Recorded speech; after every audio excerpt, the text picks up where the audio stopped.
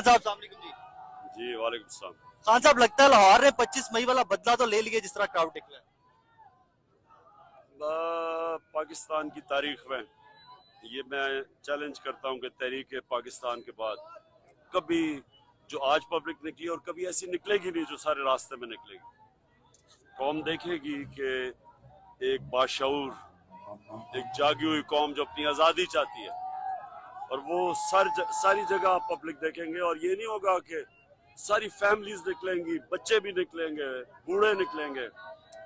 इस वक्त ये असल में आप इनकलाब देख रहे हैं। खान साहब, अक्सर आपने सुना माजी में कि जी महंगाई के खिलाफ आ गया लॉन्ग मार्च और गवर्नमेंट खत्म करवाने के लिए लॉन्ग मार्च आ गया।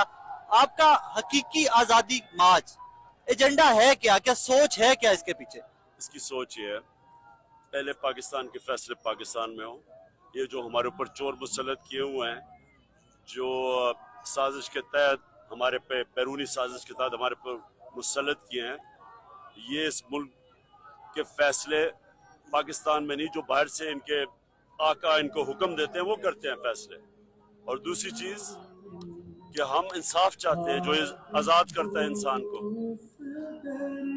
इंसाफ आजादी देता है। ये जो हमारे मुल्क में हो रहे सहाफियों को मारा जा रहा है, अरशद शरीफ का हुआ, आजम स्वाति का, थाना कचहरी के साथ, यह इंसाफ नहीं है, क्योंकि कानून की बालादस्ती नहीं है। हम उसके लिए लड़ रहे हैं। हम इस मुल्क में कानून चाहते हैं। ये जो अभी इसने ये जो एजेंसीज ने आज आजम स्वाति से किया, जो उसे नाम लिए हैं, हम इन सारों से इंसाफ चाहते हैं। ये एक ताकतवर यहाँ कमजोर के ऊपर हर किस्म का जुल्म करता है, और हमारे बदकिस्मती से इंसाफ का निजाम तहफ़्फ़ुज़ नहीं देता लोगों को। तो आज़ादी तो असल वो होती है जब इंसान के हकूक होते हैं, वो आज़ाद होता है। उसके लिए हम निकले हुए हैं। खान साहब, 4 तारीख को जलसा है या सिट इन है? वो मैं आपको वहाँ जाके बताऊंगा।